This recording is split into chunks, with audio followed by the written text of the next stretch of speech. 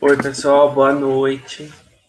Eu sou o Vitor, estou representando a Liga Universitária de Medicina de Família e Comunidade. Nós somos da Faculdade de Medicina de Araraquara, interior de São Paulo. E junto com a Liga da BIA, a gente resolveu fazer essa oficina sobre saúde da população LGBTQIA+, né, sobre a saúde trans. A nossa oficina hoje vai funcionar. A gente vai ter uma pequena explanação teórica, uma introdução do assunto, pelo Dr. Kaique, pelo Dr. Murilo. O Dr. Murilo é médico de família e comunidade, formado pela Universidade de São Paulo, Ribeirão Preto, e hoje atua como médico de família e comunidade em Araraquara. E o Kaique, ele é médico de família e comunidade também e atua no ambulatório de saúde trans lá em Florianópolis. E aí depois a gente vai ter um relato de experiência, né, do Eduardo e do Lorenzo. E quer falar, Bia? Todo mundo me ouvindo? Espero que sim. Beleza, então, boa noite, pessoal, sejam muito bem-vindos. A gente fica muito feliz de receber vocês aqui na nossa oficina, por tantos temas tão legais, vocês terem optado pela gente. Muito obrigada pelo interesse no tema. Então, eu me chamo Beatriz, eu sou presidente da Liga de Saúde Coletiva e Medicina da Família da UniOeste, Campus Francisco Beltrão, aqui no Paraná. A gente dá todas as boas-vindas a vocês, agradece a Liga do pessoal de Araraquara pela parceria, né, por estar fazendo essa oficina com a gente. A gente também dá o aviso a respeito do formulário de presença, ele vai ser passado ao final da oficina. Por favor, se vocês tiverem algum outro compromisso, precisarem sair, por favor, fiquem pelo menos até o formulário para ter a presença de vocês garantida. E sobre os nossos outros dois participantes convidados, né, além dos nossos dois MFCs aí que vão dar essa introdução teórica, a roda de experiências e a conversa, esse debate que a gente está promovendo, vai contar com a participação da Eduarda Balduino Carvalho da Silva. Ela é técnica em administração e está cursando o 7º período de enfermagem na Unifase.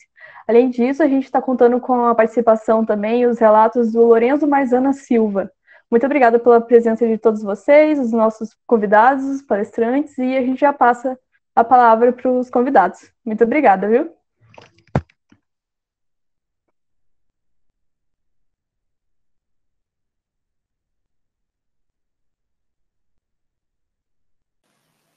Bom, gente, boa noite. Não sei se estão conseguindo me ouvir? Bem? Então tá bom. Meu nome é Kaique Nogueira. Na realidade, eu sou residente de medicina de família, estou terminando, tá? Sou formado na USP de Ribeirão, estou fazendo aqui em Florianópolis, na Secretaria Municipal de Saúde. E sou médico apoiador do ambulatório trans, né, aqui em Florianópolis. Oi, boa noite. O Vitor já nos apresentou, né? Sou Murilo, sou médico de família e comunidade, já acabei a residência, mas o Kaique também, assim, já é um médico de família e comunidade completo já. Só tá terminando a residência por formalidades. Vocês estão me ouvindo bem? Então tá. Estou aprendendo aqui como que faz. Eu vou projetar a apresentação que a gente fez alguns slides. Deixa eu ver aqui onde está.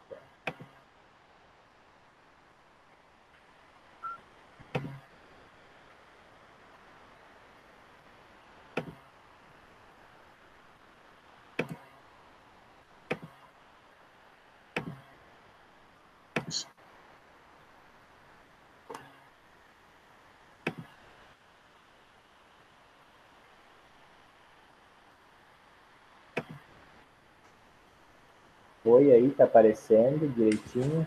Foi, tudo certo. Né? Tá. Então, o Vitor fez o convite para a gente fazer um disparador, né, nessa roda de conversa. Só fazer um recorte, né, que ontem eu e o Kaique, a gente estava discutindo sobre isso, né, que o nosso lugar de fala, só para ficar bem marcado, assim, nós somos cis, né, então, assim, a gente não vai ter toda a dimensão da pessoa trans nas nossas falas, né? Então, assim...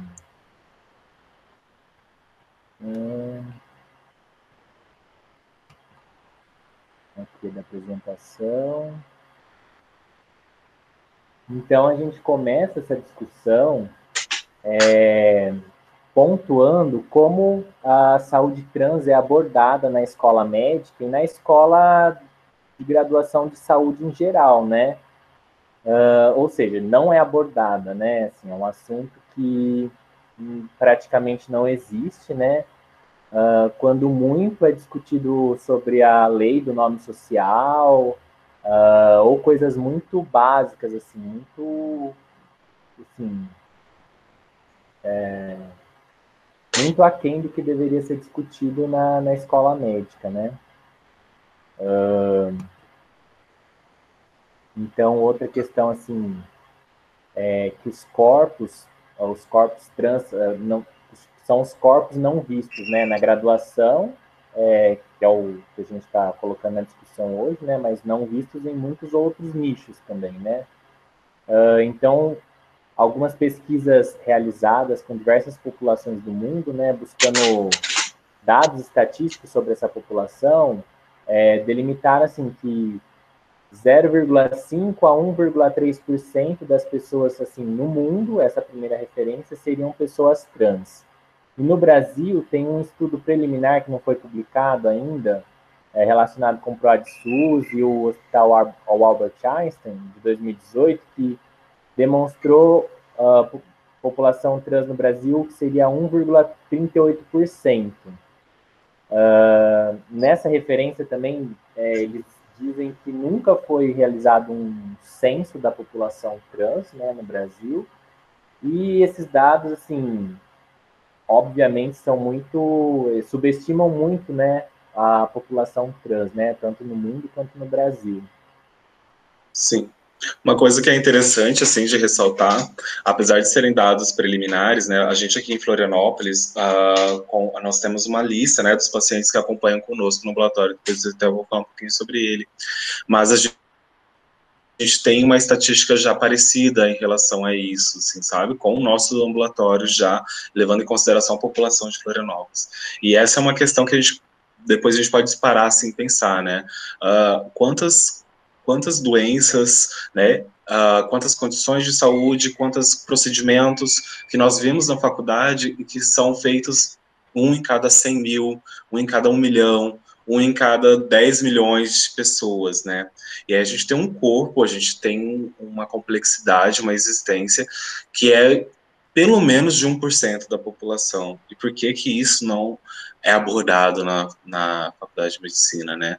Uma coisa que a gente sempre tem que repensar, né? Que a gente continua estudando o corpo branco, hétero, cis, né? A gente precisa trazer para a faculdade de medicina, para as escolas de saúde, os corpos negros, a gente precisa trazer o corpo homossexual, a gente precisa trazer mais o corpo trans, que é muito pouco visível, né? Então, a gente precisa trazer esse disparo, que a gente precisa entender o que é o corpo trans. Eu tô falando, a gente fala corpo, mas corpo é na questão da teoria da corporalidade. Eu não sei se todo mundo bem conhece, assim, né, um pouco dessa teoria, mas, basicamente, quando a gente fala corpo, a gente está falando de toda a experiência da existência da pessoa enquanto trans, enquanto, bom, como ela se manifesta, como ela se sente, como ela interage com a sociedade, tá?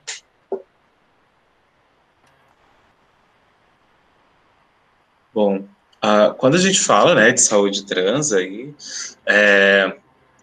sempre vem alguns clichês, né, que a gente vai até falar depois, acho que muito depois também pode pontuar aí, mas uma coisa que eu queria trazer, esse documento, ele é um documento que fez um levantamento recente, que fez um documento, levantamento sobre saúde mental na população LGBTQ, né, e aí eu queria trazer, assim, parte dele, que levanta alguns estudos em que fala o seguinte, né, que um dos estudos mostrou que pelo menos 1/3 da população trans jovem já pensou em se matar, né?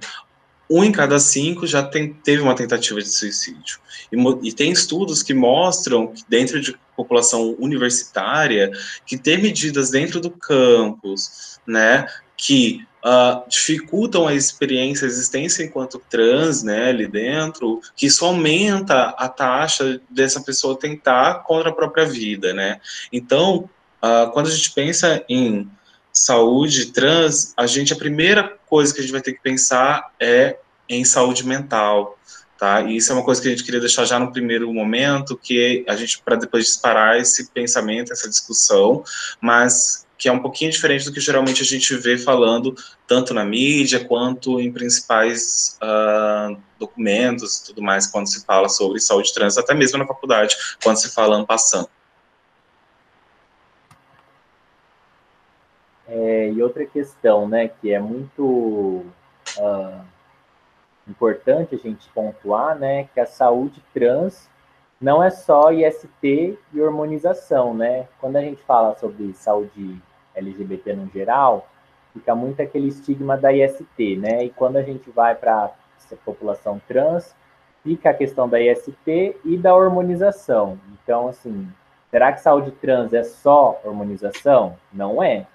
Então, o que mais está relacionado com a saúde da população trans, né? Então, tem muitas questões.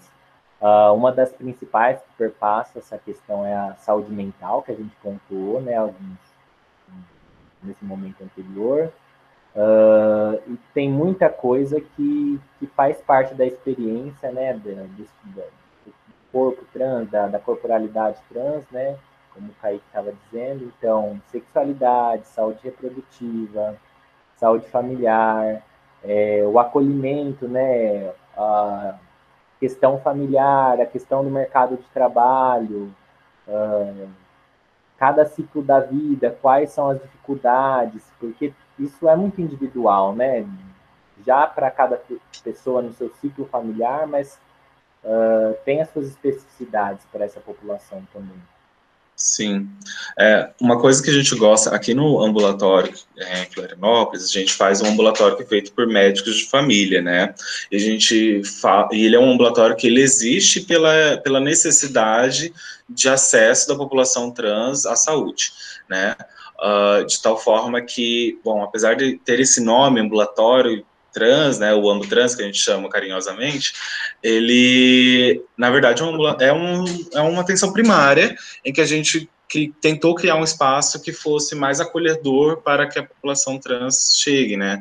Então, porque muitos falavam, eu não me sinto bem de ir no meu centro de saúde, porque eu chego lá, às vezes tem a população me olha meio estranho, ou não sei se o médico que está lá sabe das minhas questões, né? Então a gente falou assim, olha, aqui todo mundo vai estar preparado para, né, para te acolher bem e tal, e é super legal. Mas quando muitos pacientes vêm, muitos usuários vêm, eles vêm com a ideia de assim, eu estou indo para o ambulatório para receber hormônio. Ou então ele entra assim, já está esperando para falar sobre HIV, sobre sífilis, sobre, né? E aí a gente começa a perguntar, tá, e com o que você faz a vida, com que você trabalha, né? Você tem algum problema cardiovascular na família, né? Já tem algum problema de pele que quer resolver? A gente fala assim, nós somos um ambulatório que não é um ambulatório de hormonização, não é um ambulatório de ISTs, né? Muito pelo contrário, isso é tudo menos que a gente faz. É um ambulatório que é para ver a pessoa como um todo, assim, né? Então a gente vai abordar todas essas questões e a gente também faz hormonização. E é importante que quando a gente vai pensar na saúde trans, a gente pense, né, em toda essa complexidade e não reduza a uma caixinha, né, do que como a gente estava conversando ontem, na hora que a gente estava procurando para montar os slides, né, o Murilo até chamou a atenção, que quando entra ali no site da Organização Mundial de Saúde, né, o trecho que vai falar sobre saúde trans, ele é um subtópico dentro do tópico grande de HIV, né, que a gente estava procurando, que o Murilo chamou a minha atenção, eu falei, nossa, olha que absurdo, né, a própria Organização de Saúde, na hora de vincular ali, reforça um pouco desse estereótipo, né. E uma coisa também que varia dentro da própria população trans, a experiência, né, a corporalidade da pessoa trans, né, porque a mulher trans é uma experiência e o homem trans é outra experiência, né. Nesse slide, assim, traz um pouco daquela daquela questão de que ser trans é um ato revolucionário, né? Tem essa frase aí, né? Cada respiração, né? Cada suspiro de uma pessoa trans tem em si um ato de revolução, né?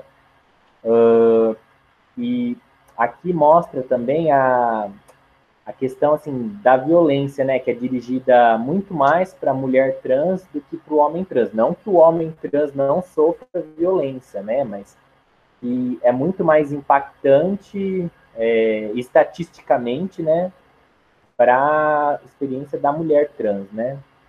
Isso.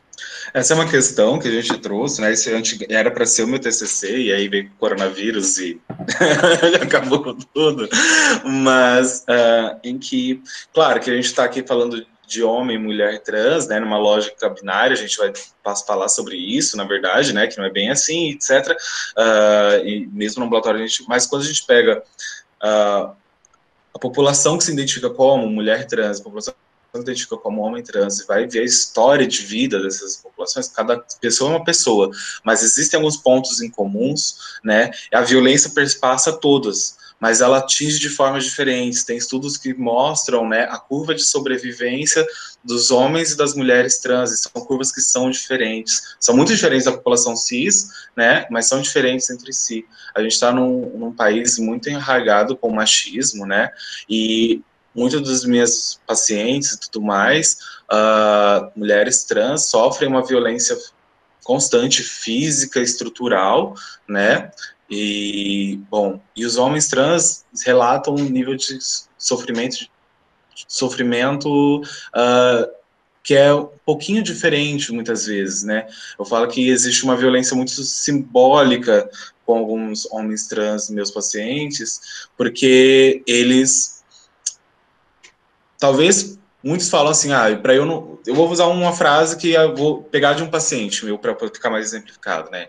Ele falou assim, olha, doutor, para eu não apanhar, ele falou isso, para eu não apanhar, em casa eu falo que eu sou uma mulher lésbica. Para eu não apanhar e não ser mal visto no trabalho, eu falo que eu sou um homem cis. Entendeu? Então, existe um assassinato também do corpo trans, homem trans ali, né? E, então, são formas de violência, mas as mulheres trans, estatisticamente, sofrem muito mais violência física, são muito mais alvos de morte por causas violentas, né, na sociedade. Então, quando a gente vai fazer saúde trans, a gente tem que pensar nisso. Estou com uma mulher trans na minha frente, tenho que pensar, ver como que são as condições de vida dessa pessoa, porque ela está mais vulnerável a violências e agressão física. E agora esse próximo slide é trazendo atenção para aquilo que o Kaique estava dizendo, né? Que a gente, às vezes, coloca nas caixinhas da binaridade, né? Para ficar mais fácil de entender, porque para identificar, etc. Mas sempre tem que se discutir a questão também no contexto quando não tem a binaridade, né? Quando a pessoa não binária, a pessoa gênero, etc, né? Exato. Isso é interessante, né? Porque, como a gente falou, né, a gente quis trazer o nosso recorte do nosso local de fala, né? Então, a gente que cresce com uma percepção de si como cis, etc., quando a gente começa a trabalhar com a população trans, a gente gosta, ou a gente automaticamente espelha a mentalidade cis sobre da população trans, né? E então a gente classifica assim, é a mulher trans, é o homem trans, né? E foi muito interessante uma vez um paciente não binário em que ele gostava de ser chamado no pronome masculino, até por isso que eu falo assim, ele apontou pra gente assim, olha, você já viu que o prontuário de vocês, apesar de ter o nome social e tudo mais, ele é binário? Ele não me permite colocar algo que não seja binário ali dentro, né? Como que vamos trabalhar com isso, etc. Isso foi um disparador. Eu falei, nossa, verdade, né? A gente tem dificuldade ainda de trabalhar com a não binariedade. E isso é uma coisa que a gente vem aprendendo com os pacientes, com os usuários, né? Quando a gente tem um usuário não binário, ele que nos ensina tudo, assim, né? Ele fala, olha, como que é a experiência dele, etc. Então é muito interessante esse aprendizado, na realidade. A gente é mais aprendiz do que outra coisa nesses ambulatórios.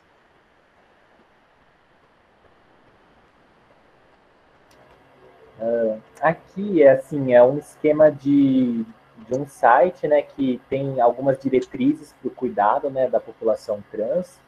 Então, assim, como que o cliente, assim, que seria a pessoa que busca cuidado, no caso, assim, nesse esquema, né, como que ela chega, assim, o que ela pode, que ela encontre ao buscar esse cuidado, né, assim, ela vai buscar um cuidado relacionado com a transição, um cuidado médico básico de atenção primária, que seria naquela lógica do que o Kaique estava discutindo, né, que o ambulatório lá de Florianópolis não é só para cuidados relacionados com transição, hormonização, né? E dentro desses cuidados relacionados com a transição, com a hormonização, com a adequação corporal, tem os cuidados que não são relacionados com a parte médica, né, que é a questão psicossocial, questão jurídica, legal, e a questão relacionada com a parte médica, que é a hormonioterapia ou possibilidades de cirurgia e etc. Isso. É interessante, sim, que eu tenho até uma crítica a esse, né, esse dispositivo que a gente colocou, porque ele é de um protocolo canadense bem interessante, que sobre atenção primária para a população trans, né, tá ali embaixo, ele é disponível para todo mundo ver, mas que a gente, aqui no Brasil, pelo menos, a gente não gosta muito do termo de transição, né, muitas vezes quando a gente vai falar, a gente gosta da questão de afirmação, né, e quando a gente vai falar da questão corporal, a gente fala de afirmação fenotípica, né, então a pessoa que quer fazer a afirmação do fenótipo que elas, ou a adequação do fenótipo que ela se sente mais à vontade, né, essa questão da transição dá a impressão que a pessoa, não era trans, aí virou trans, né, aquela coisa que não faz muito sentido na lógica da saúde trans. Aí esse aqui é só para mostrar, né, que já tem um movimento assim aqui no Brasil assim para protocolos no atendimento a essa população, né? Esse é um protocolo recente agora do estado da cidade de São Paulo para atendimento da população transexual e travesti. Você quer contar alguma coisa, Kaique? É que esse protocolo de São Paulo ele é muito legal, porque, assim, para quem é da parte de saúde e tudo mais, ele é bem fácil de ler o protocolo de São Paulo, e ele traz algumas questões que são inovadoras até para outros protocolos, por exemplo, a questão de mostrar que a gente tinha, vou dar um exemplo, né, Perlutan, que a gente pode estar discutindo um pouco depois, tal, essa parte, assim, a gente tinha um pouco de preconceito, assim, com o Perlutan, sabe? Nos ambulatórios.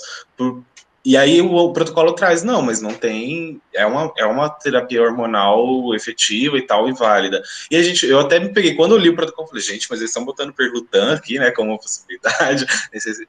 E aí eu peguei e fui estudar, e falei, nossa, realmente, né, não tinha nada que embasava o meu preconceito com a droga em si, né. E isso era por quê? Porque era uma medicação que já era, de certa forma, empoderada pelas meninas, né, elas conheciam, elas usavam, conseguem utilizar, e a gente ficava com esse preconceito, assim, de, é uma coisa que não foi a gente que passou, foram elas que estão usando. Então é bem legal, esse protocolo ele está bem atualizado e bem feito, assim. Aí, assim, já mais antigo, já, né, a Política Nacional de Saúde Integral, né, da população LGBT, mas que, assim, é do espectro, assim, de todo esse espectro do LGBT, né, não está focado, né, na população transexual e travesti. Tem esse desse que você quer trazer alguma coisa? Ele é um texto que precisa de atualizações, assim, né? Possui algumas adequações que precisam ser feitas, né, na política. Mas por que a gente está trazendo isso, né? Da política, o protocolo de São Paulo, né? A gente aqui no ambulatório, por exemplo, usa mais protocolos do exterior, né? A gente usa mais protocolo de São Francisco e etc.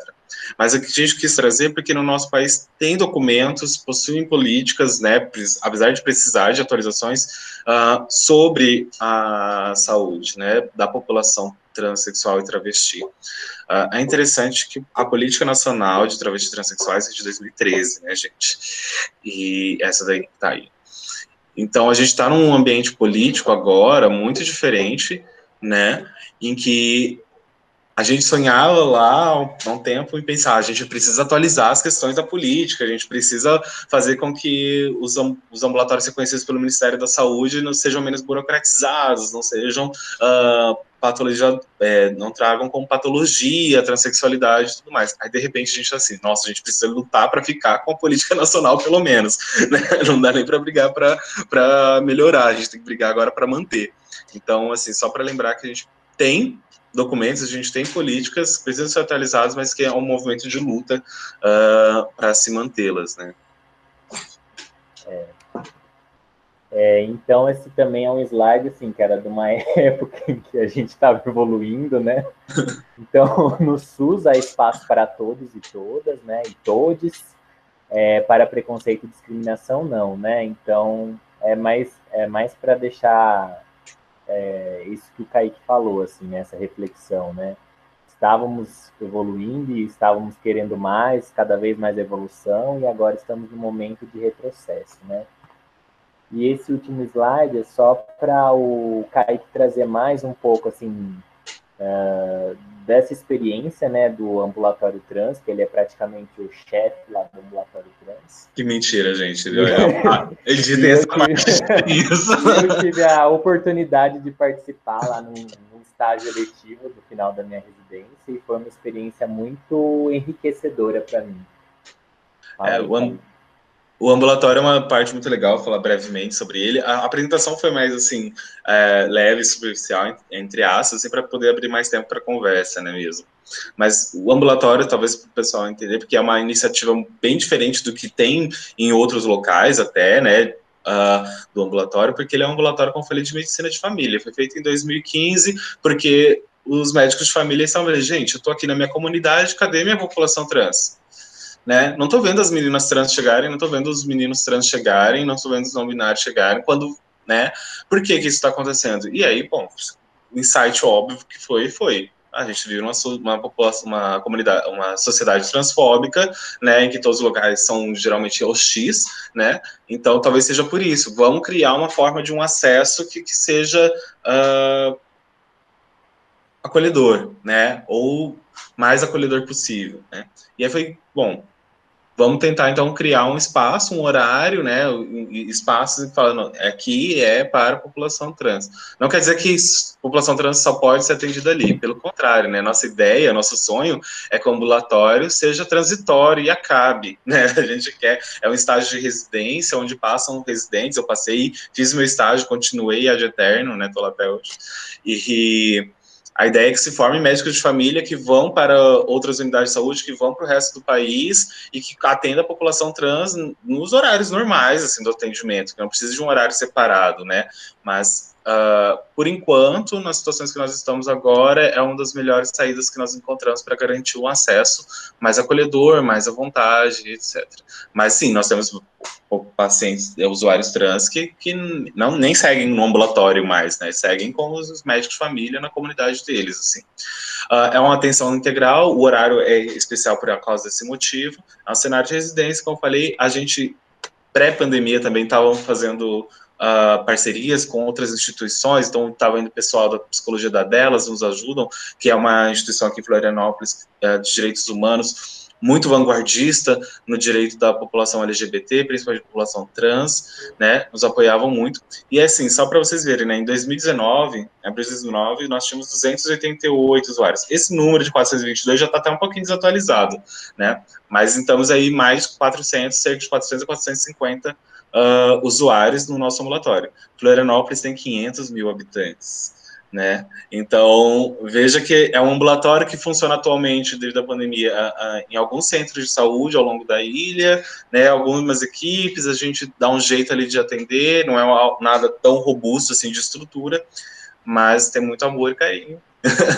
E mesmo assim, a gente já tem quase 450 usuários acompanhando com a gente, numa cidade de 500 mil de habitantes. Então, fica mostrando que a gente precisa, é só ter o espaço e a população existe, a demanda existe, está ali reprimida, quieta e não sendo acolhida pela gente, né? É isso. Obrigado, gente. Acho que foi muito bom. E, pessoal, quem quiser participar, pode mandar pelo chat, pode abrir o microfone, fique à vontade. A proposta é uma roda mesmo para a gente discutir, debater. E agora a gente vai ter a fala da Eduarda e do Lourenço.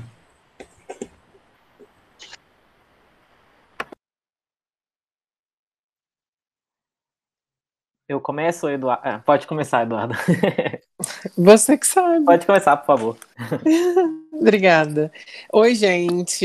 Eu sou Eduarda. Eu tô muito à vontade aqui porque tá um frio em Petrópolis. Deve estar tipo 10 graus agora. Então eu tô tipo com o meu casaco da faculdade. E é isso.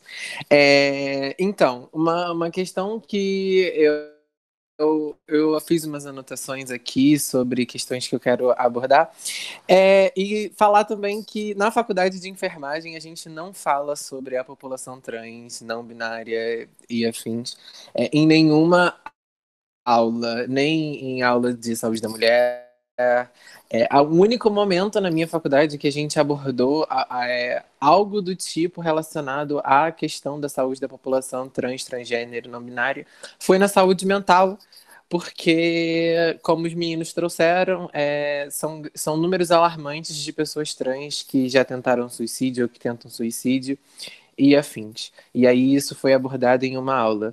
E eu estudo numa universidade, em uma cidade completamente imperialista, que para mim parece que vive em 1500 ainda. E eu sou a única mulher trans da faculdade, a única. Eu acho isso uma coisa muito alarmante, porque a gente não encontra, e muitas vezes em espaços acadêmicos, pessoas trans, por questões mais relacionadas aos estigmas sociais e também a falta de acolhimento dessas pessoas pela sociedade. Muitas vezes essas pessoas elas precisam deixar os seus ambientes escolares muito antes da faculdade e não tem a chance nem de terminar o colegial, o ensino médio e tudo mais. E aí o meu TCC é sobre a população trans, lógico, não poderia ser diferente. Eu estou no 7º período, com essa questão da pandemia, eu vou fazer 7º e 8º período em 6 meses, eu que lute. E aí, dentro do meu TCC, eu estou abordando justamente a questão da criação de um novo protocolo de um atendimento para pessoas trans e transgêneros, não binários e tudo mais. E aí trouxe alguns dados aqui, vou falar rapidinho, que as questões de saúde elas começaram a ser abordadas na sociedade brasileira em meados da década de 80, com o surgimento do boom do HIV e AIDS. O Ministério da Saúde começou a pensar estratégias para poder trazer estratégias de melhoria de saúde para as pessoas que tinham sido infectadas por HIV e AIDS. Mais por uma questão de uma pressão popular dos movimentos sociais LGBTs do que mesmo por uma própria vontade do Ministério da Saúde. E aí tem diversas questões que foram surgindo. Em 1990, surgiu o primeiro coletivo liderados por travestis, que foi a Associação das Travestis e Liberados do Rio de Janeiro, que reivindicavam demandas específicas de direitos à saúde e promoção e prevenção contra HIV e AIDS. Mais uma vez, a saúde sempre reduzida às ISTs, né? A saúde da população reduzida a ISTs. Outros ganhos políticos foram acontecendo com o decorrer dos anos. Na 12ª Conferência Nacional de Saúde foram asseguradas pelo SUS os movimentos, a valorização da pauta dos direitos da comunidade LGBT. Só na 12ª Conferência Nacional de Saúde. Ocorreram 11 conferências nacionais de saúde antes que nunca se foi falado sobre as questões de saúde da população LGBT. E na 13ª Conferência Nacional, as pautas de identidade de gênero e orientação sexual se tornaram elementos fundamentais para a determinação de saúde e determinação social da população. Então, quando você traz essa questão, eu acredito que sejam questões muito importantes, porque quando a gente fala sobre a sua própria identidade e que isso age diretamente é um reflexo direto na sua saúde, quando a sua identidade ela não é respeitada, quando a sua identidade não é assegurada por um serviço de saúde, isso com certeza vai refletir diretamente na sua vida, né? Em 2004, o Ministério da Saúde criou um Comitê Técnico de Saúde à População GLTB, era uma sigla diferente, né? As siglas vão mudando sempre, porque a vida vai mudando sempre, e é isso. E aí, em decorrência desse contexto, em 2018, foi criado um programa chamado Mais Saúde e Direito para Todos, com os objetivos específicos contra a luta, relacionada à luta contra a desigualdade. E aí ele fala sobre diversos grupos populacionais que são estigmatizados, como os negros, quilombolas, LGBTs, ciganos, prostitutas, a população em situação de rua e outras populações e outros nichos populacionais que são marginalizados, né? E aí o programa visa a reorientação das políticas de saúde com o objetivo de ampliar o acesso às ações e serviços de qualidade. Pensando que isso foi em 2013, então não tem nem 10 anos. E como os meninos disseram, ainda são questões que são bem desatualizadas, né? Aí os meninos falaram sobre a política de saúde LGBT. E aí a política de saúde LGBT, eles têm alguns objetivos estruturados nessa política voltados para a questão da população trans. E aí tem alguns aqui, não vale a pena eu ler agora, mas quem tiver interesse é só pesquisar essa política. E aí, só um dado rapidinho, um dado da organização não governamental Transgender Europe mostra que o Brasil é o país onde mais ocorrem homicídios de pessoas trans no mundo. Entre janeiro de 2008 e abril de 2013, foram 486 mortes, 4 vezes maior do que o número de mortes existentes no México. Então, esses são dados muito alarmantes. O Brasil é um dos países que mais se consome a pornografia transgênero e é o país que mais mata a pessoa trans, né? Tem uma incongruência aí que a gente muitas vezes não sabe como lidar.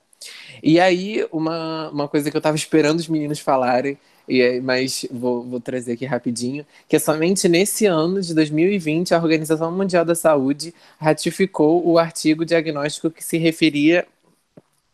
se era aplicado à população trans, que anteriormente era designado como portadores de um distúrbio de identidade de gênero, situado dentro da Classificação Internacional de Doenças e Problemas Relacionados, que é o CID, como transtorno de identidade de gênero, de identidade sexual.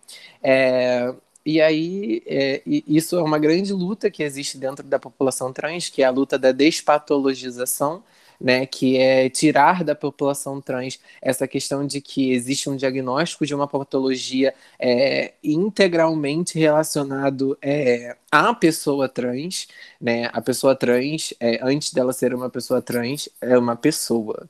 Então, existem diversas questões a serem abordadas, a serem discutidas, não só as questões relacionadas à hormonoterapia e a transtornos mentais e de identidade de gênero. Uma pessoa uma pessoa que procura questões de saúde para resolver muitas vezes uma unha encravada, uma vacina que está atrasada e diversos outros problemas, não só questões da hormonização. E é isso, gente. Eu falo pra caramba, eu vou deixar o Lorenzo falar um pouco e mais tarde a gente continua conversando. Obrigada. Não, muito legal. Bom, boa noite, pessoal. Muito contente de estar aqui. Muito obrigado, Murilo, Kaique, pelo material muito bacana, Eduarda, pela fala também. Eu não venho da área de saúde, né? Então, eu sou formado em engenharia mecatrônica, trabalho com gerência de projetos, muito chato, né? Nada muito interessante, mas o que muda né, agora local de fala, né? Então, eu sou homem trans, mas é óbvio também que aqui tem uma série de recortes, né? Eu acho também muito importante a gente falar desses recortes, né? Então, a comunidade trans, ela é extremamente diversa, né? E quando a gente fala de homens trans, que é o meu caso, por exemplo, ainda assim é muito diverso, né? Então, eu estou aqui dando falando um pouquinho das minhas experiências, mas isso como um cara branco, um cara de classe média alta, né? Então, assim, apesar de ser trans, eu tenho também uma série de privilégios também, né, que é sempre muito, muito importante pontuar. Uma coisa que me chamou, inclusive, muita atenção, na verdade, na apresentação dos meninos, é aquele dado de que 1% da população pode, né, ela se encaixa aí, talvez, né, no espectro trans, enfim, considera-se trans. E eu fiquei chocado, na verdade, com essa informação. Eu sou trans e eu não sabia. Para mim, 1% é coisa pra caramba, né? E aí que a gente vê como que nós somos invisibilizados, né? Eu sou trans e eu não sabia. Assim, 1% é muita coisa, né? E a gente não vê. Acho que a Eduarda falou um pouquinho disso, né? Ela é a única menina trans da faculdade dela. Poxa, estatisticamente, a universidade dela tem mais de 100 pessoas, então por que ela é a única? Né? Essa conta não bate. Eu vivi isso também, né, quando eu fiz faculdade, eu também estou no mestrado, não tem ninguém trans no mestrado, e eu lembro que na época de faculdade também eu conhecia sabia de algumas pessoas, mas assim, na engenharia, né, no meu curso não tinha ninguém. Então, acho que isso só reforça, né, realmente como que nós somos invisibilizados. Um outro ponto também que eu achei muito legal, acho que de certa forma todo mundo chegou a comentar um pouquinho, né, é da saúde mental. Eu acho que cada vez mais, né, a gente vem falando disso, né, assim, não só para pessoas trans, né, no geral, e isso é uma coisa que realmente é muito importante, assim, que eu vejo que é um gap mesmo, assim, que eu acho que é um dos principais, assim, coisas que faltam mesmo, realmente maior suporte mesmo em questão de saúde mental. Inclusive a Eduarda falou daquela questão do diagnóstico, né, que antes era considerado doença. Eu particularmente, eu fui, né, num psiquiatra, porque há 4 anos atrás, 4 anos e meio atrás, porque para eu começar a tomar hormônio eu precisava de um laudo, né, então um laudo psiquiátrico que realmente tivesse o CID lá, né, não lembro qual que é o CID, mas só assim eu poderia começar a tomar testosterona, e eu tinha que ter esse diagnóstico mesmo, como se eu fosse um doente, para conseguir fazer minha cirurgia, para conseguir começar a tomar hormônio. Na época também ainda não tinha essa questão de retificação, né, de nome e gênero no cartório, então eu tive que entrar na justiça, anexei esse laudo, né, no processo judicial para eu trocar o meu nome. E eu já ouvi relatos de outros caras, assim, que eles foram procurar, né, por esse tipo de ajuda, por esse tipo de suporte, foram em psiquiatras contar a história e falar o que estava acontecendo, em busca desse laudo, né, assim, eu só quero o laudo, e psiquiatras falaram assim, não, você tem depressão, não, a gente trata com outra coisa, assim, histórias, assim, escabrosas, horríveis, e, assim, a gente já pensando, né, como que essas pessoas sofrem, né, como que a gente sofre preconceito de várias partes da sociedade, é difícil arrumar emprego, difícil entrar, difícil concluir uma escola, né, tudo é muito difícil, você chega para um médico para, né, falar alguma coisa e só piora, né, então eu acho que assim, essa questão de saúde mental é muito, muito, muito importante. Eu acho que já foi um grande passo nessa questão de não ser mais uma patologia, né, não ser mais considerado uma patologia, mas eu acho que ainda tem muito caminho pela frente, a gente ainda encontra muito preconceito, médicos que não querem atender, né, eu falo isso, inclusive, pensando, né, novamente, o meu recorte, né, então, eu tenho plano de saúde, né, eu tenho mais opções do que muita gente, né, eu estou num lugar de privilégio, e mesmo assim, a gente encontra médicos que não, né, no meu caso, por exemplo, muita dificuldade com questão de ginecologista, da própria mastectomia, então médicos que fazem esse tipo de cirurgia, né, aí o plano de saúde não cobre, eles acham que é uma cirurgia estética, então acho que assim, tem uma infinidade aí né, de pautas assim que a gente vai entrando, mas o que eu queria mesmo assim pontuar até por conta do tempo e deixar o pessoal também falar mais, essa questão da saúde mental, eu acho que assim né, principalmente psiquiatras e psicólogos também, eu acho que eles são aliados, eles têm que ser aliados, e a gente não pode ficar vendo essas situações, assim, que você chega num médico para ele falar que você está com depressão, ou que você tem bipolaridade, alguma coisa assim, nada a ver, né, e só realmente dificultar, né, todo esse processo.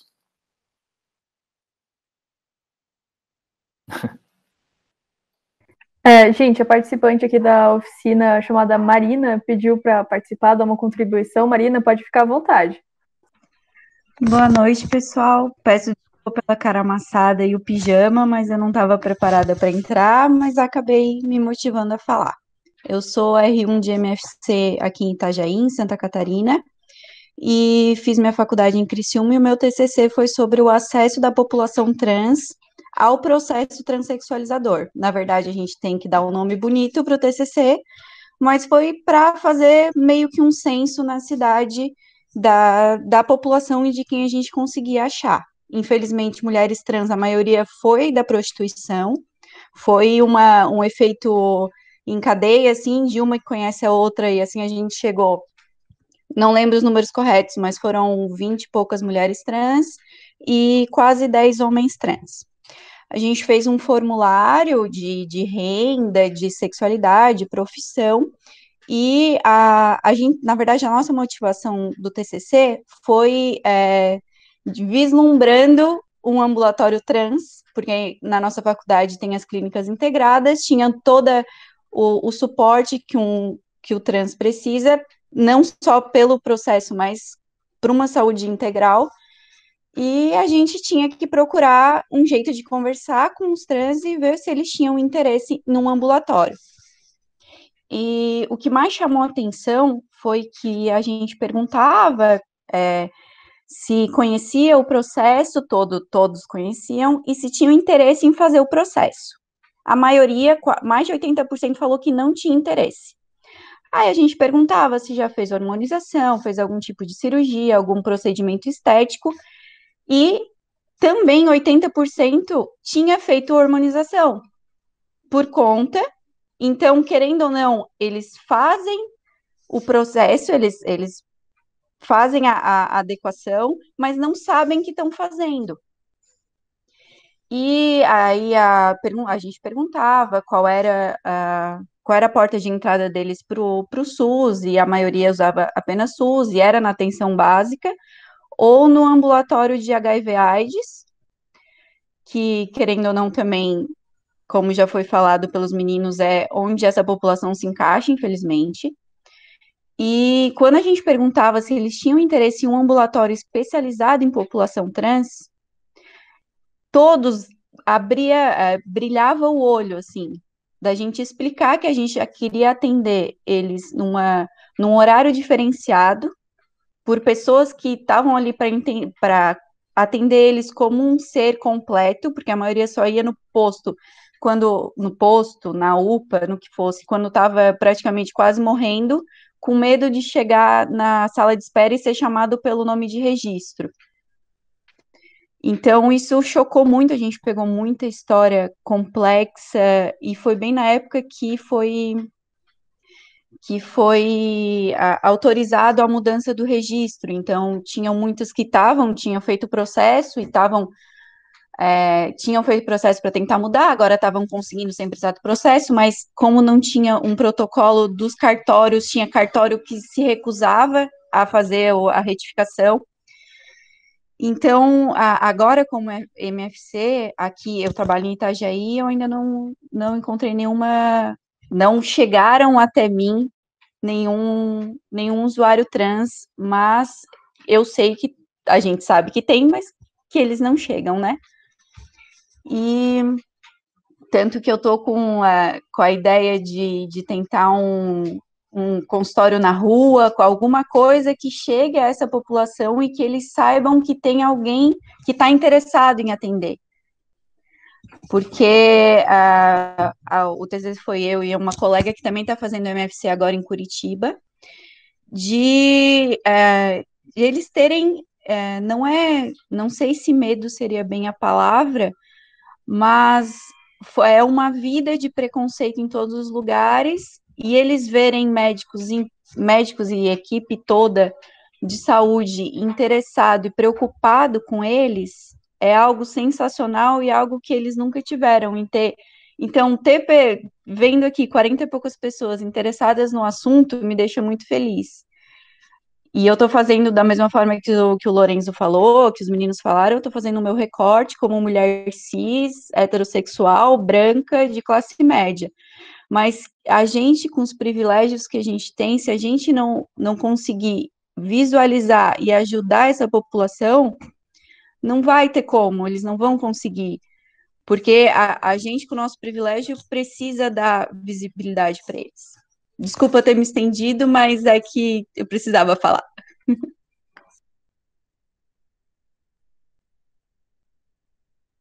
Obrigada pela contribuição, Marina. Se mais alguns ouvintes quiser participar, quiser opinar, fique à vontade.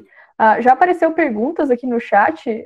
Qualquer um dos 4 convidados que quiserem responder, fica à vontade, por favor. O Rafael Rodrigues perguntou: o preconceito dos profissionais de saúde é a maior barreira para o cumprimento da política? Qual seria um plano de ação para incluir esse público na atenção primária? Eu vou dar a minha opinião, minha humilde opinião, e vou querer ouvir o que os outros vão falar, assim, né? Acho que a primeira coisa é que é uma questão mais estrutural da sociedade, assim, ao meu ver, sabe? A nossa saúde e a oferta de saúde, ela é muito reflexo da comunidade, da sociedade que a gente está inserido, né? Então, esse é um dos primeiros pontos, né? Eu posso fazer um ambulatório igual a gente tem aqui, né? O ambulatório a gente faz atendimento presencial, faz atendimento à distância, faz atendimento por WhatsApp, mas quando meu usuário voltar para casa, a minha paciente, minha usuária voltar para casa, ela foi expulsa e for de casa, sofreu violência física e tudo mais, né? A saúde dela foi retirada também, os direitos de saúde dessa pessoa foi retirada, né? Então, assim, acho que a primeira coisa que a gente precisa ter, agora dentro do que seria possível nosso, né? A primeira coisa é votar direito, né, gente? É ter consciência e fazer um voto decente. A segunda coisa que a gente tem que fazer é fortalecer a atenção primária. Porque, assim, quando a gente coloca os pingos nos is, a gente tem uma atenção primária que precisa ser bem estruturada. A gente precisa de médicos de família ocupando os postos médico de família com formação para medicina de família. Nós precisamos de enfermeiros de saúde da família, viu, Eduardo? Nós precisamos de pessoas que estão preocupadas em aprender e vão se instrumentalizar em toda a complexidade que existe na atenção primária e na atenção básica, que não tem, de básica não tem nada, é só porque ela é a base de tudo, né? E que ocupe seus locais. Por quê?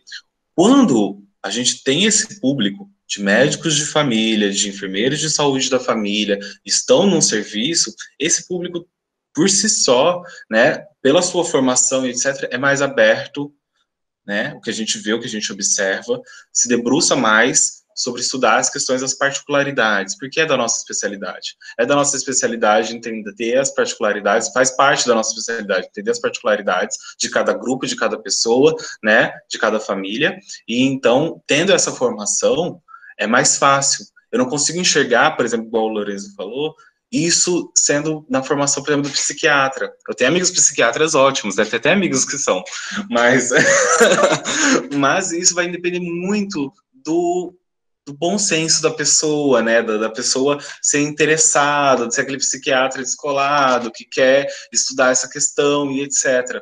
Mas a formação da medicina de família, ela é uma formação que ela fala assim, olha, você tem que estudar como que as pessoas vivem, qual que é o ciclo de vida delas, quais são os fatores sociais, etc. É da nossa formação, é da nossa especialidade. Então, a primeira coisa, a gente tem que fortalecer a atenção primária. A gente precisa ocupar o nosso espaço, delimitar o nosso terreno, a gente precisa, né, falar, olha, não é brincadeira fazer atenção primária, não é brincadeira atender na atenção básica, você precisa ser uma pessoa capacitada para atender toda a complexidade da população, não dá para vir qualquer pessoa e atender ali, não dá para ser o enfermeiro que não quer mais trabalhar na UPA e vir atender no posto de saúde, não dá para ser o médico que, bom, não sei o que eu vou fazer da vida, vou assumir um posto, né, precisa ser uma equipe que está a fim de estudar, de se aprofundar e de fazer o melhor serviço para a população, porque o Lorenzo falou, né, que tem plano de saúde, etc., o SUS, né, é um serviço de saúde que a população paga, a comunidade paga. A gente está ali à disposição e a gente precisa oferecer o melhor serviço possível, né, para essa comunidade. Então, a minha opinião, de um ponto de vista, é, primeiro, votar direito, segundo, fortalecer a atenção primária.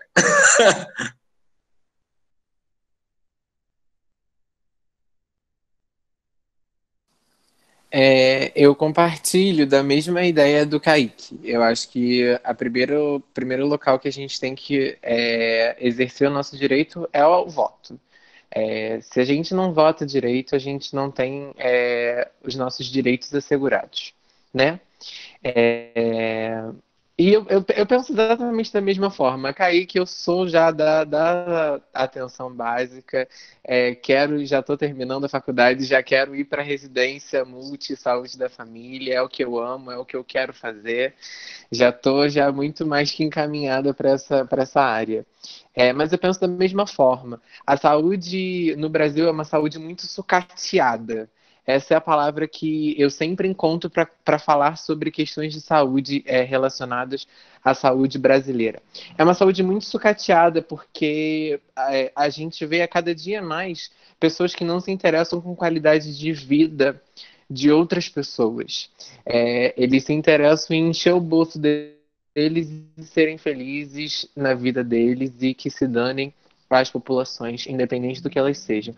Eu também acredito que profissionais de atenção básica têm um olhar holístico muito melhor para essas questões, não só da população trans, mas sobre diversas outras questões. Eu faço a minha terapia hormonal com uma médica da saúde da família, que é a doutora Júlia. É uma médica incrível, é uma médica que não aponta dedos para ninguém. E eu acho isso muito importante, sabe? E quando eu cheguei, eu tô na fase de internato da minha faculdade, e quando eu cheguei no internato, ela olhou para mim e falou assim: Nossa, que bom que eu tenho você aqui, porque eu tenho pacientes trans, e ter uma estudante de enfermagem trans me auxiliando num atendimento de uma pessoa trans, eu acho que deixa o nosso cliente trans muito mais feliz e entende que, nossa, existem pessoas trans na área da saúde, então por essa pessoa eu não vou ser estigmatizada mais uma vez. Por essa pessoa eu não vou ser julgada mais uma vez. Aqui eu tenho um espaço livre. E foi isso que eu pude perceber com algumas consultas relacionadas a pessoas trans, né? Então, esse é mais ou menos o meu pensamento também. Só queria falar rapidinho também. Eu fui contemplado, né? A questão do voto, eu acho que é a básica, assim, primordial, né? Fui contemplado por tudo que vocês disseram, o Kaique e a Eduarda. E assim, eu acho que também vai no sentido daquela questão que a gente até falou do slide, né, do ensino na graduação, né? Se nós queremos ter profissionais que não tenham preconceito, a gente tem que dar o conhecimento para esses profissionais na graduação da saúde. E assim, indo até um pouco mais além, levar esse conhecimento para a educação básica também, né? Levar isso para ensino fundamental, ensino médio, porque a gente tem que ter cidadãos que não tenham preconceito também, né? Porque uma das questões da saúde, né, da população trans é a violência que essa população sofre por causa do preconceito, né? Inclusive, assim, expectativa de vida da população trans é metade da população cis, né? Assim, eu estava pesquisando aqui rápido, né? Pô, expectativa de vida de 35 anos, alguns lugares que eu achei, né? Isso é uma coisa que eu fico martelando, porque o meu mestrado é sobre saúde sexual da pessoa idosa, né?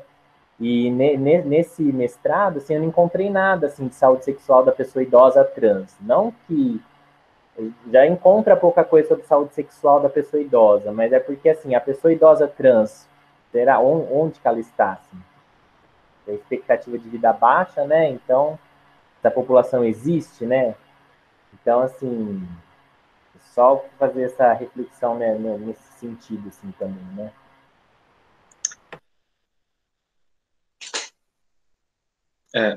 Agora que você falou, só para fazer um gancho aqui, gente, se deixar, médico família gosta de falar, viu, gente? Se deixarem, a gente vai falando.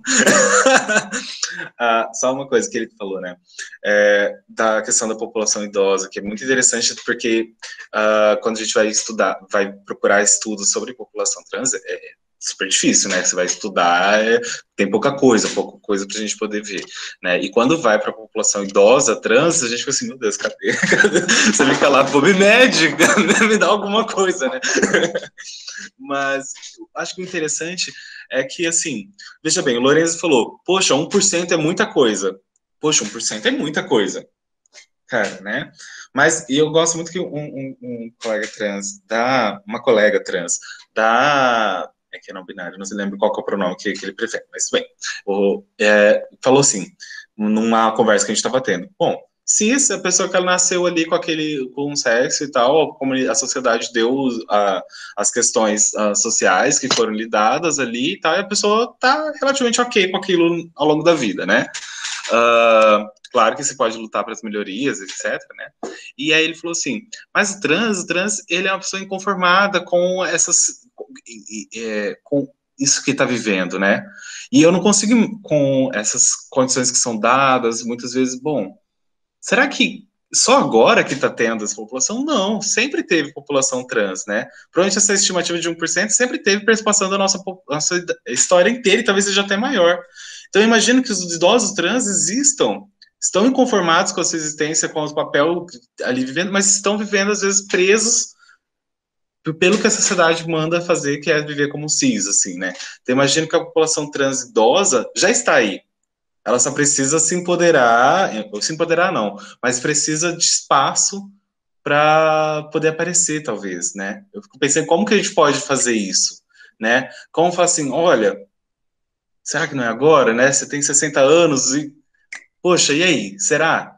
Né? Tipo a Laerte, né, que artista maravilhosa e tal. Será que a gente não está com a nossa população transidosa já aí e a gente que não está enxergando, porque essa população não está assim, talvez não sabe que existe essa possibilidade para ela agora, né? Não sei, só um disparador que eu estou pensando quando você falou. Hoje mais cedo, ali na mesa, a Maeli, que foi uma das palestrantes, ela falou assim que a própria estratégia de saúde da família, ela é binária. Eu queria saber, assim... E aí eu fiquei pensando, né? Eu fui tomar banho, terminei de assistir, fui tomar banho, fiquei pensando, fiquei refletindo, fiquei, é verdade. E aí eu queria saber, assim, mais de vocês, os meninos que estão na rede, né? O Kaique que está no ambulatório trans e a própria da Eduarda e do Lorenzo, tipo, a experiência deles na rede também, né? Tipo, o que vocês acham disso? E, assim, existe uma forma da gente, meio que, enquanto estudante, enquanto profissional da saúde, trabalhar isso desde já, assim?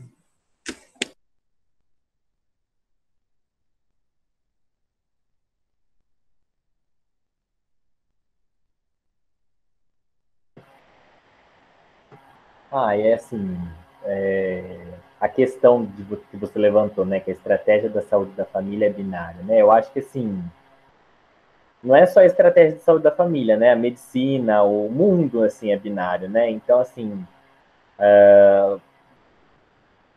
é difícil, né, assim, você transformar tudo isso, mas não sei, acho uma pergunta difícil, né? Uma coisa que me incomoda, por exemplo, é aqueles símbolozinhos da medicina da família, sempre aquela família tradicional brasileira, né? O papaizinho, a mamãezinha, o filhinho, às vezes tem um cachorrinho ali do lado. Então já começa um pouco daí, né? Dessa simbologia, né?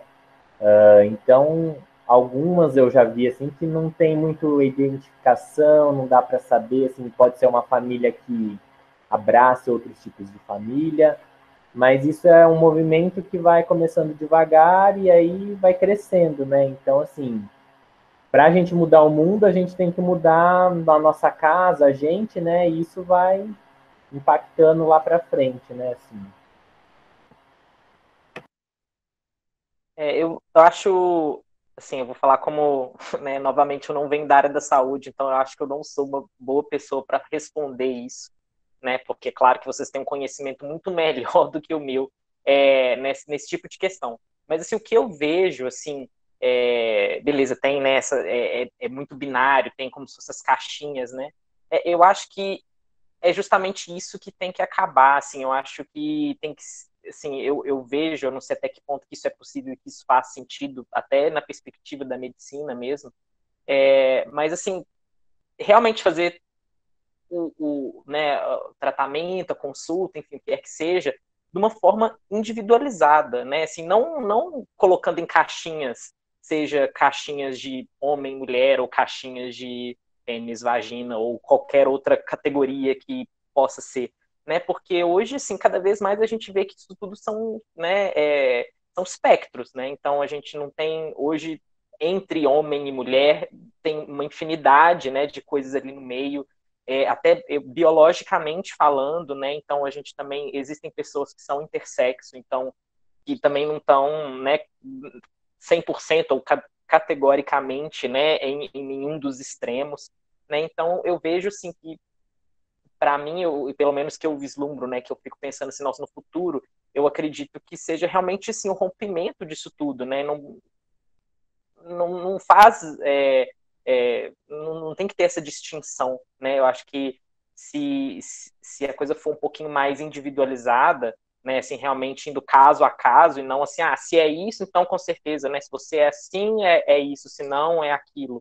Eu acho que deveria ser muito mais assim, né? E eu acho que isso, igual o Murilo comentou também, assim, isso está não somente, né, na medicina, em todo lugar, né, a gente vê essa binaridade em roupa, né, aí a gente pode ficar aqui uma hora falando disso, mas eu acho que é isso que tem que acabar, e assim, eu acho que, só para eu finalizar minha fala, né, a gente escuta muito assim, mas as pessoas trans, elas não reforçam essa questão de gênero, né? Assim, a pessoa, né, nasceu, aí começa, né? Nasceu menina, mas quer virar menino, ou o contrário, né? Eu discordo muito disso, assim, eu acho que as pessoas trans, elas não reforçam estereótipos de gênero. É claro que algumas performam, né, o gênero completamente oposto ao que foi designado ao nascimento, enfim. Tem pessoas e pessoas, novamente, eu acho que a gente vai para um caminho muito, né, individual. Eu acho que cada pessoa se expressa, cada pessoa se sente de uma forma, mas eu acho que as pessoas trans, elas são realmente, assim, elas realmente rompem, eu acho, com esses estereótipos de gênero, e eu penso, assim, em algumas décadas, talvez, né, a gente consiga realmente romper completamente isso, né, e essa binaridade. Não sei se eu falei besteira, né, tem o lado científico aí, que eu não tenho visibilidade nenhuma, né, tô falando só de um lado, mas é minha opinião.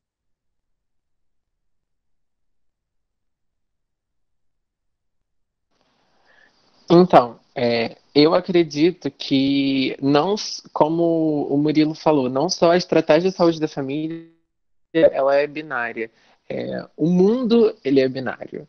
E todas as questões que abarcam questões de saúde, elas são reflexos de demandas e necessidades que são buscadas pela sociedade. Então, se hoje a gente tem políticas que abarcam questões relacionadas à saúde da população trans, à saúde da população LGBTQIA+, são resultados provenientes de toda a luta de direitos dos coletivos, dos movimentos sociais. Então, eu acredito que a gente não tenha que mudar a estratégia de saúde da família para não torná-la mais, para deixar que ela seja binária.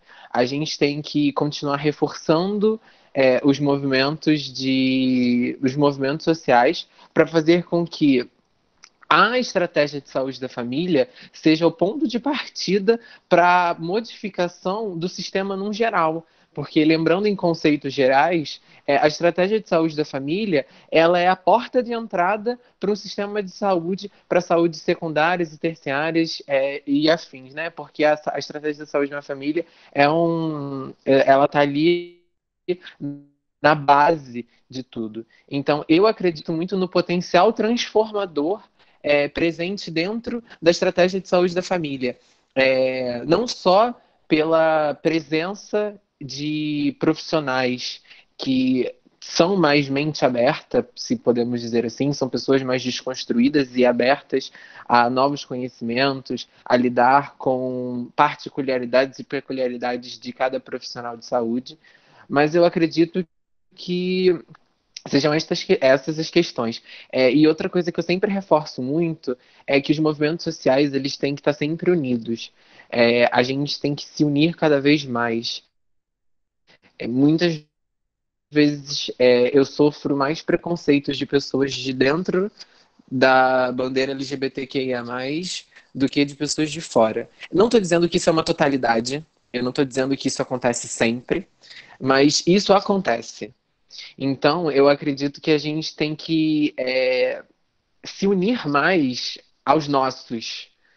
Não nos unirmos para sermos contra os outros, mas unir forças e construir raízes dentro dos nossos para que a gente possa florescer coisas futuramente, para que essas mudanças sejam efetivamente realizadas, porque elas já estão começando a ser notadas, né? A gente está no século XXI, já não tem mais tempo para a gente ficar segregando o paciente, não dá mais. A gente anseia mudança e a gente precisa de mudança. Então eu acredito que para mim eu tenho mais esse posicionamento.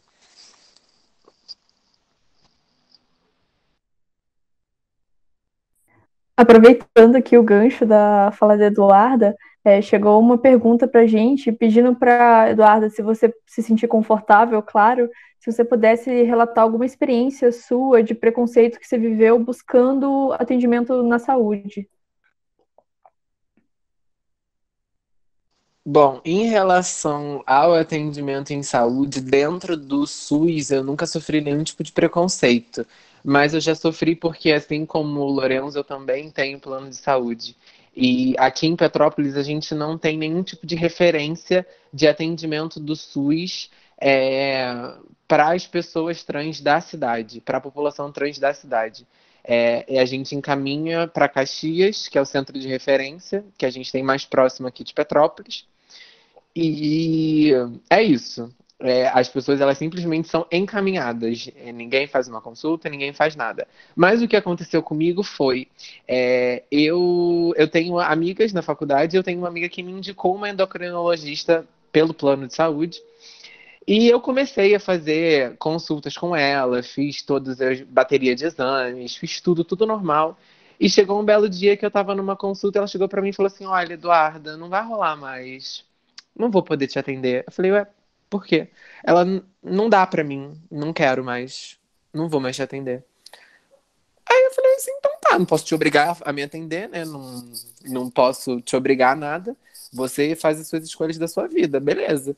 E eu comecei a minha hormonização tem pouquíssimo tempo, tem 3 meses que eu faço hormonioterapia. Eu realizo hormonioterapia, né?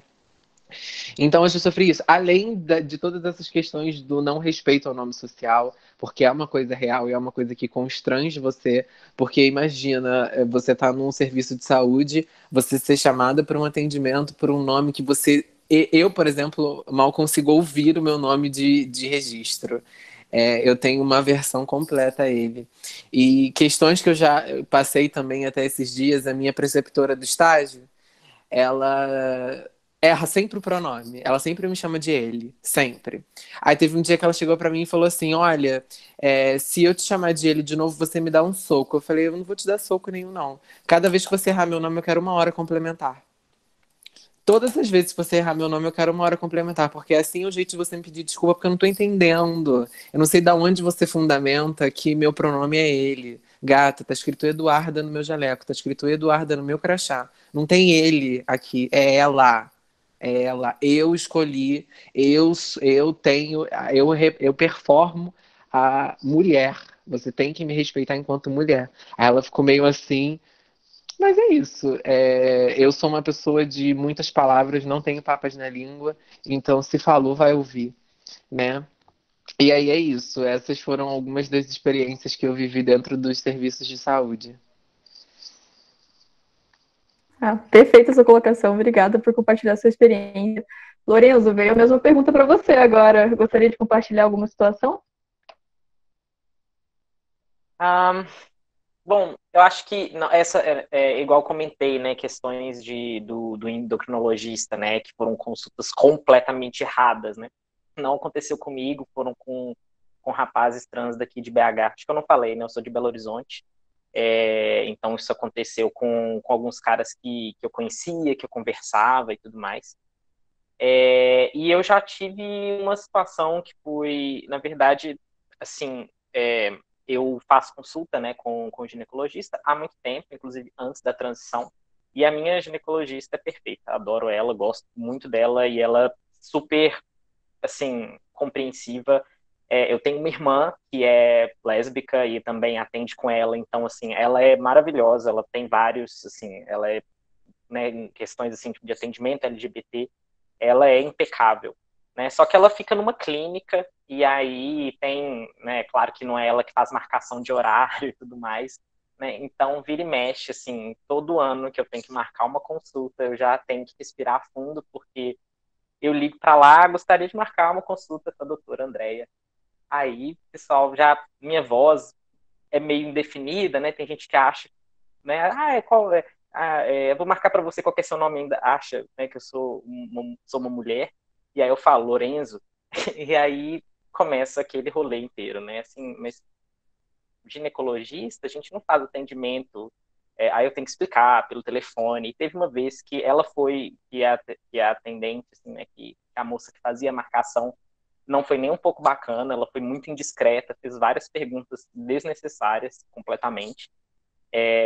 Mas, enfim, a gente consegui marcar o horário, depois eu, inclusive, conversei com a minha médica, né, e aí ela mesma pediu mil desculpas, falou que ia conversar com a equipe e tudo mais, isso não pode acontecer, então ela foi super bacana, né, e são coisas que acontecem, vira e mexe, acontece, né, isso realmente, eu nunca tive nada muito grave, né, assim, eu acho que aquela questão, aquela história do, né, do psiquiatra, né, ela é muito mais séria, mas não deixa de ser uma experiência bem, bem ruim, né, bem chata, quando esse tipo de coisa acontece.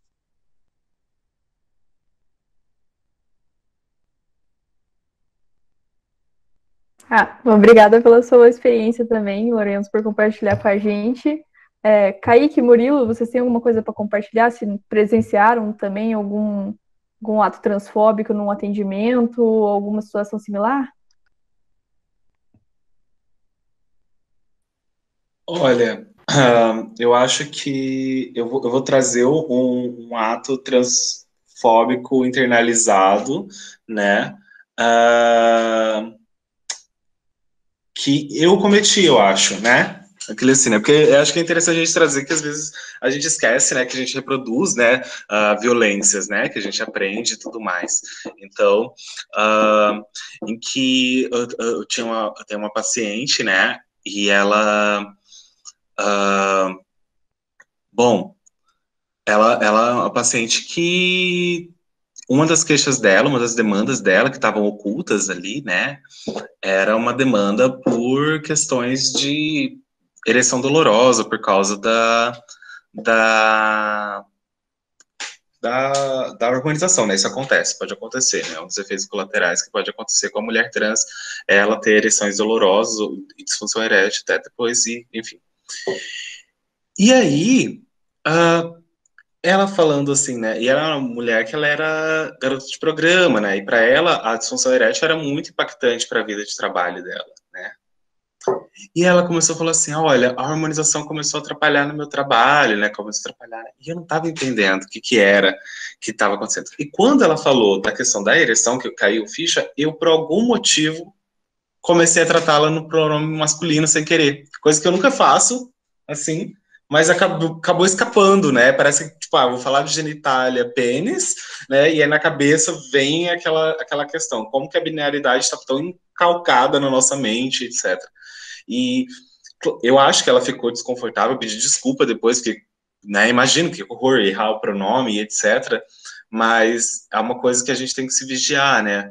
Porque, claro que existem as coisas esdrúxulas, né, de a pessoa se recusar e fazer uma violência explícita, mas a gente reproduz violências mesmo sem querer, muitas vezes, porque a gente é cerceado de violência. Então, essa é uma coisa que eu fiquei muito constrangido, eu fiquei com muita vergonha de ter feito isso, né, e quando eu me toquei do mecanismo psicodinâmico que eu fiz, né, de ter vinculado a genitália pênis ao pronome masculino, eu fiquei bem envergonhado, mas acho que é mais fácil falar dos erros nossos, né, que apontar o outro ali. E é isso, então, tem uma dica, galera, tomem cuidado. Assim, só para fazer um comentário acerca do que você falou, Murilo, eu acho que o primeiro passo você tomou e tomou assim gloriosamente.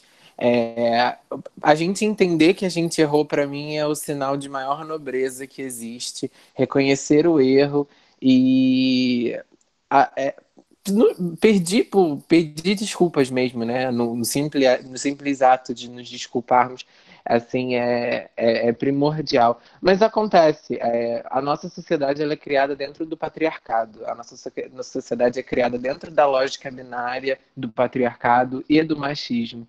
Então, infelizmente, a gente acaba reproduzindo essas questões, mesmo inconscientemente, a gente acaba reproduzindo. Mas o que eu costumo dizer nós todos estamos presentes dentro dessa sociedade. E todos nós estamos num processo de desconstrução. Ninguém é 100% não machista, ninguém é 100% não transfóbico. Porque a gente vive numa sociedade transfóbica, a gente vive numa sociedade machista. Então, ir 100% contra isso é você ter sido criado sozinho numa fazenda, só você e sua mãe que não é transfóbica e seu pai que não é transfóbico, que é uma coisa muito difícil de acontecer e quase impossível, né? E muitas vezes, se você é criado numa fazenda sozinho, você ainda reproduz questões do tipo da falta de informação, da ignorância, entre aspas, né? Pela falta de informação, né? Mas é isso, é só um comentário breve sobre o que você falou, mas acontece com todos nós.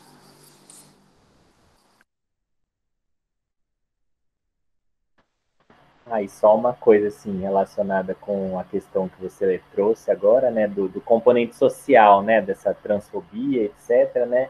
Às vezes não vem só do profissional da saúde, né? Por exemplo, você está numa sala de espera rodeada por olhares, né, que não entendem, que não compreendem, que condenam, que apontam, né? Então, eu imagino que deva ser muito ansiogênico, né? Assim, e aquela expectativa, será que vão acertar o nome quando me chamarem? Vão me chamar pelo nome certo, né? Então, não, assim, não consigo nem imaginar assim, como que deve ser é, é, resistir a tudo isso, né?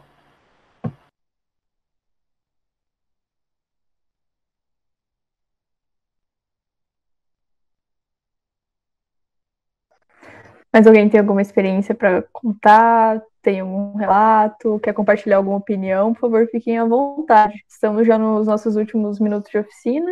Se alguém tiver mais alguma coisa para adicionar.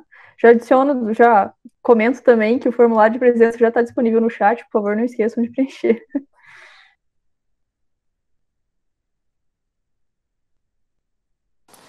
Muitas vezes a gente fala sobre essas questões, né, de transfobia vindo de outras pessoas, mas a gente tem também o recorte que as próprias pessoas trans são transfóbicas, né? E aí a gente tem que começar a trazer informação e trazer, eu costumo dizer, trazer a pessoa para o caminho da desconstrução, né? Trazer o nosso paciente também. E eu acredito que o processo da desconstrução não existe de outra forma a não ser o conhecimento. E mais uma vez eu reforço a atenção primária, saúde, estratégia de saúde da família é o local que deve ser realizado essa passagem de informações, todas essas questões acerca dessa população, né? E é isso.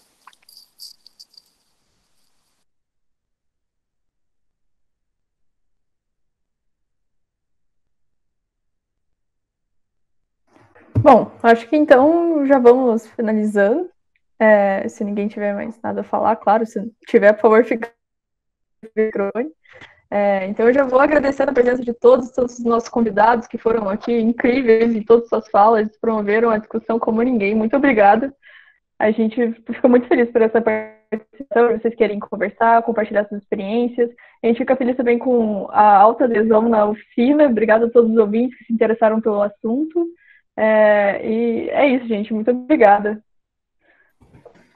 Também queria agradecer a participação de vocês, a disponibilidade que vocês tiveram, o empenho em ajudar a gente a montar a oficina, a vir falar, se expor e também a todo mundo que participou, que se interessou pelo tema, que é um tema assim que a gente sabe que ainda a gente tem que falar, que trabalhar, porque o preconceito ainda, infelizmente, é muito grande no Brasil e talvez em boa parte do mundo. Então, foi muito bom o debate.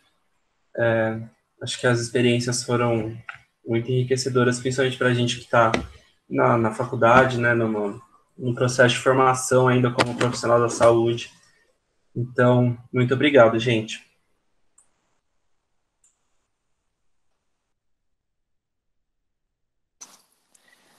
Eu queria agradecer a Bia, que foi uma pessoa maravilhosa, super simpática, super receptiva comigo. Às vezes a gente não espera que as pessoas sejam tão simpáticas e receptivas, mas agradecer a todos pelo convite, pelo espaço, a abertura, a fala sobre essas questões. Muito, muito, muito obrigada mesmo. Foi uma experiência incrível para mim.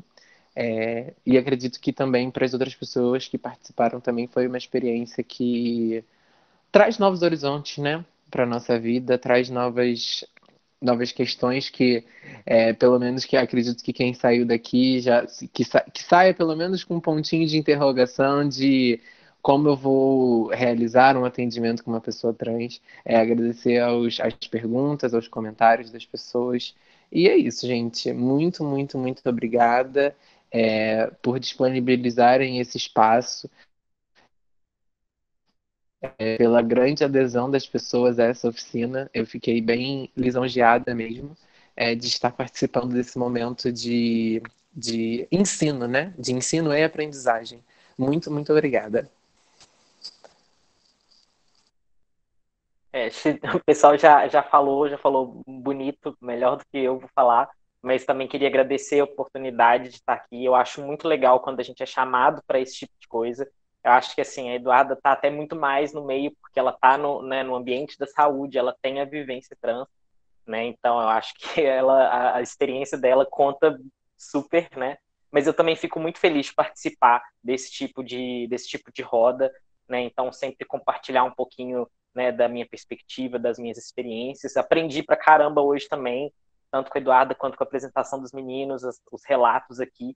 E eu acho que é isso que a gente começa a mudar, né? Quando a gente fala mesmo, né, dessas questões de preconceito, muitas vezes o preconceito ele vem pela ignorância, né? E quando eu falo ignorância, eu realmente falo o sentido puro mesmo da palavra, né? Simplesmente o ato de não saber realmente, né? Então, esses debates aqui, a gente tem 40 pessoas aqui, como que isso pode espalhar, né? A gente tem vários estudantes aqui da área da saúde, que são pessoas que com certeza são muito importantes, né? Na vida de qualquer pessoa, mas também né, em vários aspectos na vida de uma pessoa trans. Então, é muito legal quando a gente tem essas discussões, né, que a gente tem essas rodas, porque realmente, igual a Eduarda falou, né, coloca esse pontinho de interrogação mesmo, deixa aquele incômodo, né, aquela curiosidade de aprender um pouco mais, né, e com certeza isso vai ser passado para outras pessoas, né, então a gente sabe que é assim mesmo que a gente começa, né, é assim que a gente começa a mudar as coisas. Então, novamente, obrigado, né, pela oportunidade de estar aqui conversando com vocês, foi muito bom, aprendi muito também, muito obrigado.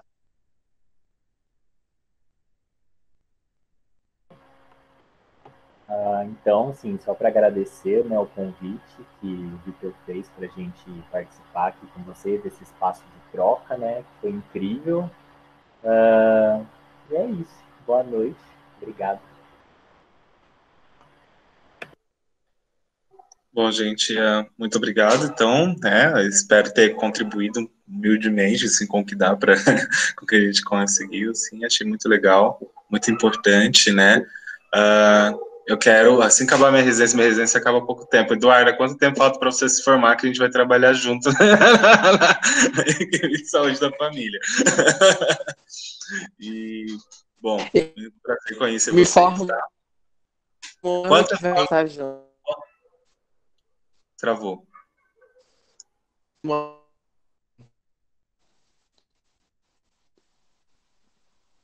A julho do ano que você tá me ouvindo? Sim, agora eu tô. Eu me formo em julho do ano que vem. E aí, tomara que o meu, eu também, outras questões fora da pessoa trans, eu também já tive câncer. E o meu tratamento de câncer foi aí em São Paulo, no Hospital Santa Marcelina. E quem sabe a gente não se encontre aí por São Paulo. Talvez ano que vem eu vou estar em São Paulo mesmo, então, quem sabe? Bom, tá aí a equipe, já formei, já vou fazer network aqui. Vambora, vambora.